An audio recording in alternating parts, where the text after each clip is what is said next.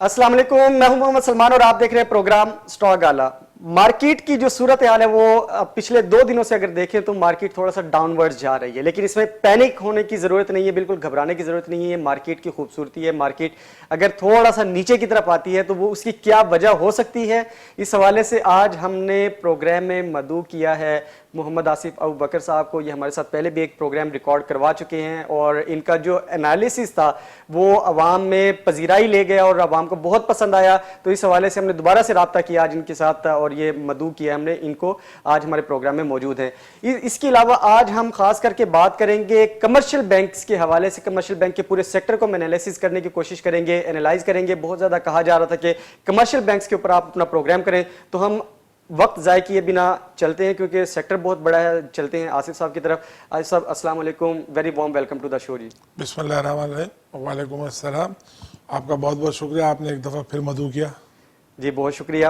अच्छा आसिफ साहब, पहले तो हम आज की करंट मार्केट की सूरत हाल के ऊपर बात कर लेते हैं। मार्केट ने तकरीबन पिछले 2 दिनों से देखें तो थोड़ा सा नीचे की तरफ आ रही है। 58 पॉइंट्स आज मार्केट ने आज दोबारा से नीचे की तरफ आई और 45,931 पॉइंट्स पे आज क्लोज हुई है। क्या समझते हैं मार्केट अगर थोड़ा सा नीचे की तरफ आती है तो जो इन्वेस्टर है वो थोड़ा सा पैनिक हो जाता है, तो उनका कॉन्फिडेंस बहाल रखने के लिए आप क्या तजवीज़ करते हैं? आपका इतना एक्सपीरियंस है माशाल्लाह से। देखें, मार्केट तो करेक्शन ले रही है, अभी इतनी ऊपर आई है। 46,300 का बैरियर उसने क्रॉस अभी नहीं किया, मतलब एक दफ़ा रेजिस्टेंस, वो इसकी एक रेजिस्टेंस बनी हुई है, तो 2 दिन से वो इसके ऊपर जा नहीं रही है। और जब मार्केट इतनी 4-5 हज़ार पॉइंट बढ़ के जब आती है तो फिर एक जगह पे कंसोलिडेट होती है। ठीक है। तो इसको आप कोई मंदी में नहीं ले सकते, मतलब ये करेक्शन फेज है। ये 1-2 दिन ऐसे रहेगा और फिर इंशाल्लाह यहाँ से एक आप 2-3 हज़ार पॉइंट की नई रैली देखेंगे इंशाल्लाह। ठीक है, यानी आज फ्राइडे था, मार्केट आज क्लोज हो गई। हो सकता है यही आज आखिरी दिन हो। मंडे से अगर मार्केट हो तो हो सकता है मार्केट ऊपर जाए, फिर 200-300 पॉइंट्स ऊपर की तरफ जाए। हो भी सकता है और मार्केट 1-2 दिन मजीद करेक्शन भी थोड़ा ले सकती है, मतलब ये कोई खास मंदी की तरफ नहीं जा रही है। अच्छा, वैसे ही मतलब कंसोलिडेटेड फेज में है या करेक्शन ले रही है, तो इसमें कोई घबराने की जरूरत नहीं, कोई घबराने की जरूरत नहीं, क्योंकि बैंकिंग सेक्टर के रिजल्ट्स और इंश्योरेंस और फर्टिलाइजर के रिजल्ट्स खड़े हैं सामने। ठीक है। तो मार्केट इतनी जल्दी नीचे नहीं जाएगी, इंडेक्स अपने आप को वो रखेगा, मतलब यानी मेंटेन रखेगा। और 45,800 पे एक अच्छी सपोर्ट भी मौजूद है मार्केट। ठीक है, 45,800 के ऊपर अच्छी सपोर्ट मौजूद है। अगर यहाँ से मजीद नीचे जाती है तो there is nothing to panic, क्योंकि जैसे अभी बात की आज साहब ने कि बैंकिंग सेक्टर के जो रिजल्ट्स हैं वो मुतवक्के हैं, तो इस हवाले से आज हम बात करेंगे इनके साथ बैंकिंग सेक्टर के ऊपर। बैंकिंग सेक्टर के ऊपर आज हम पूरा एनालिसिस करते हैं।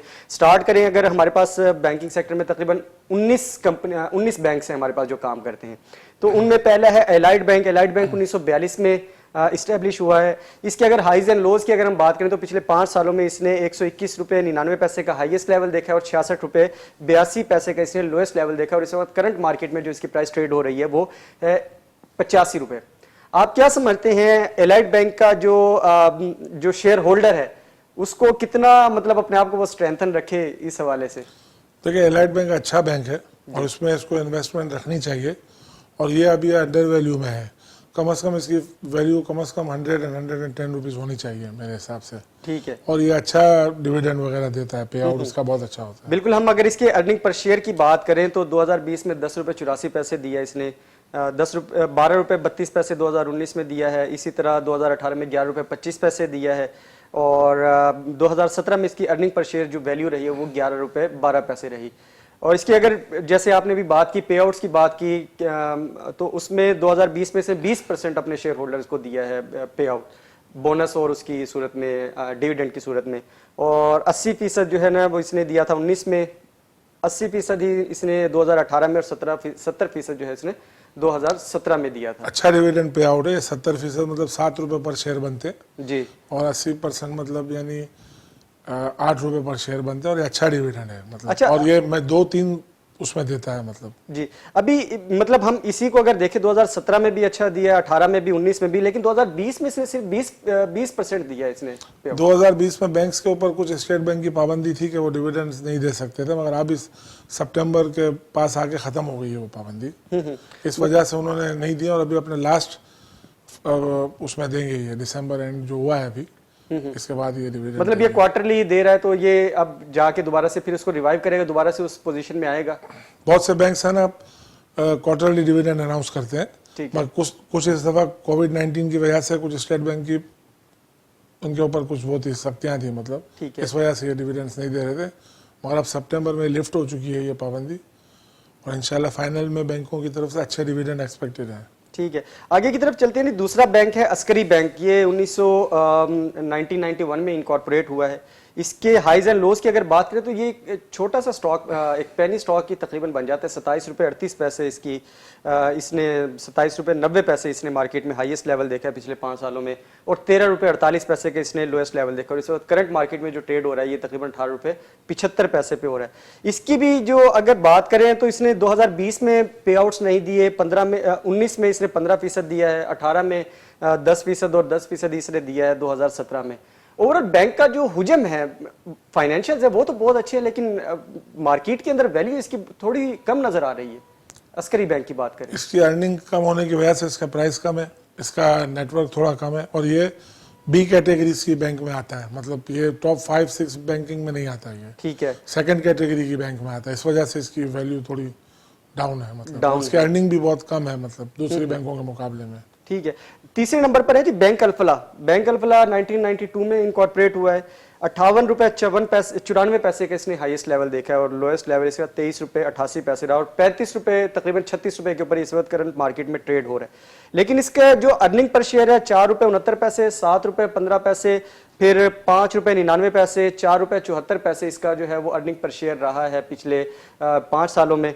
और इसने जो डिविडेंड दिया है और कैश बोनस की सूरत में जो दिया है वो भी तकरीबन 20% दिया है 2020 में। इस साल 20% दिया है, 19 में 40% रहा है, 25% 2018 में, और 2017 में 15% रहा।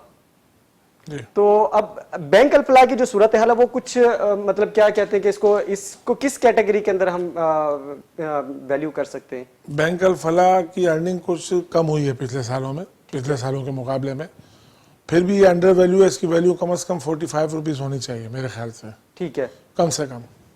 ठीक है, तो अभी ये इस वक्त मार्केट में ट्रेड हो रहा है तकरीबन 36 रुपए के ऊपर। जी, आप क्या समझते हैं कि इसके फाइनेंशियल्स के अंदर कोई मतलब क्या इसके पास फैसिलिटीज नहीं है देने के लिए, या इसके जो फाइनेंशियल्स हैं डिपॉजिट्स कम है इसके पास? ये जो पाकिस्तान की जो लोकल बैंक्स हैं, जैसे दूसरी बैंक्स हैं मेट्रोपॉलिटन या बैंक अल हबीब वगैरह, उनके मुकाबले में इनकी डिपॉजिट्स बहुत कम है, मतलब और जिस तरीके से उन्होंने ग्रोथ किया इससे इनकी ग्रोथ थोड़ी कम आई है, मतलब इनकी अर्निंग, इनके थोड़े प्रोडक्ट्स भी कम है, जैसे ये कार फाइनेंसिंग वगैरह में, इनके लोन्स वगैरह में इनकी बहुत, मतलब इनकी इन्वेस्टमेंट्स बहुत कम है, इन्वेस्टमेंट्स मतलब कम है, बहुत कम है। आगे चलते हैं जी। 5वें नंबर पर बैंक इस्लामी है। ये 2004 में इनकॉर्पोरेट हुआ है। ये भी पेनी स्टॉक है। 14 रुपये 79 पैसे का इसने हाई लेवल देखा है, 7 रुपये 45 पैसे का इसने लोएस्ट लेवल देखा है। इस वक्त तकरीबन 10 रुपये के ऊपर ट्रेड हो रहा है। लेकिन इसकी अर्निंग पर शेयर है सेम उसी तरीके से, लेकिन इसने 10% राइट शेयर्स दिए थे 2017 में। उसके बाद से लेकर अब तक कोई इसने खातिर खा अपने शेयर होल्डर्स को कोई वो दिया नहीं है, बेनिफिट नहीं दिया है।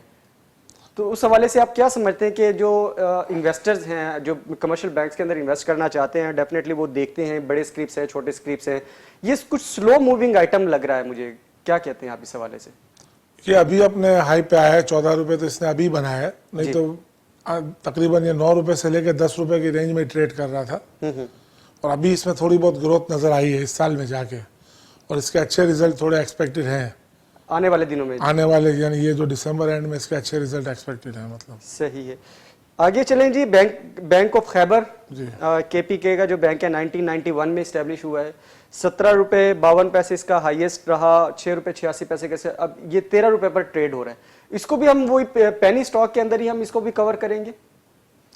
बिल्कुल पेनी में करेंगे। इसकी इतनी ग्रोथ नहीं है, मतलब ये सी कैटेगरीज के बैंक में आते हैं, जैसे bank Al Islami, bank of Khyber, ये सब ये सी कैटेगरी के अंदर मतलब 3 हिस्सों में अगर हम करें तो एक ए कैटेगरी के बैंक है, एक बी कैटेगरी में, और ये सी कैटेगरी के बैंक में आते हैं। ठीक है। अब शेयर तो मार्केट के अंदर मौजूद हैं तकरीबन तमाम बैंकों के, और छोटे इन्वेस्टर्स भी हैं मार्केट के अंदर, बड़े इन्वेस्टर्स भी हैं।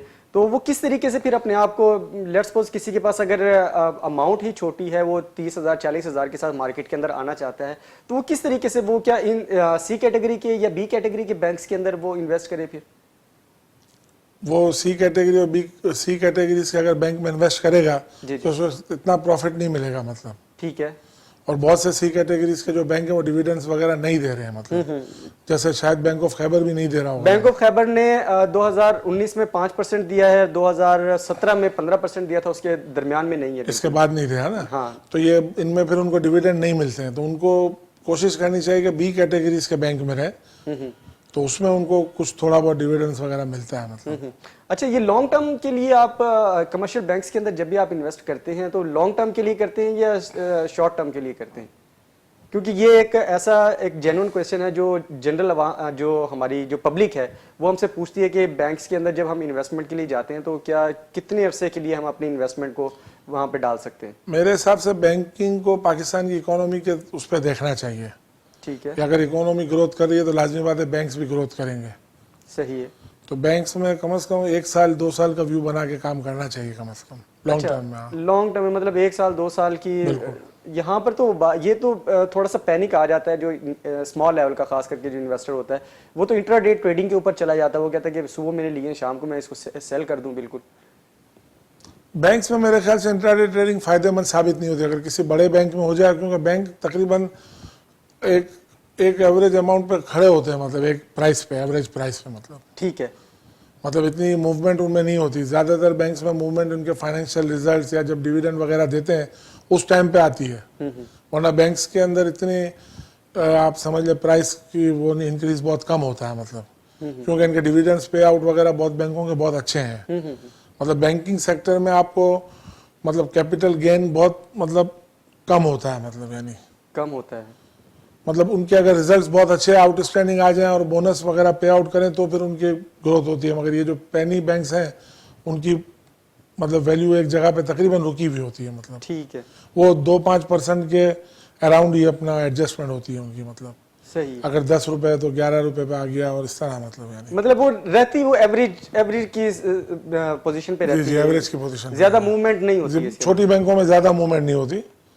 ठीक है, आगे चलते हैं जी। बैंक ऑफ पंजाब बड़ा बैंक है, 1989 में ये इस्टेब्लिश हुआ था। 19 रुपये 81 पैसे का इसने हाईएस्ट लेवल देखा है, 7 रुपये 04 पैसे का लोएस्ट लेवल देखा है, 9 रुपये 10 पैसे के ऊपर इस वक्त मार्केट में ट्रेड हो रहा है। पिछले अगर 2-3 दिनों से देखें तो ह्यूज वॉल्यूम भी इसके अंदर जनरेट हो रहे हैं।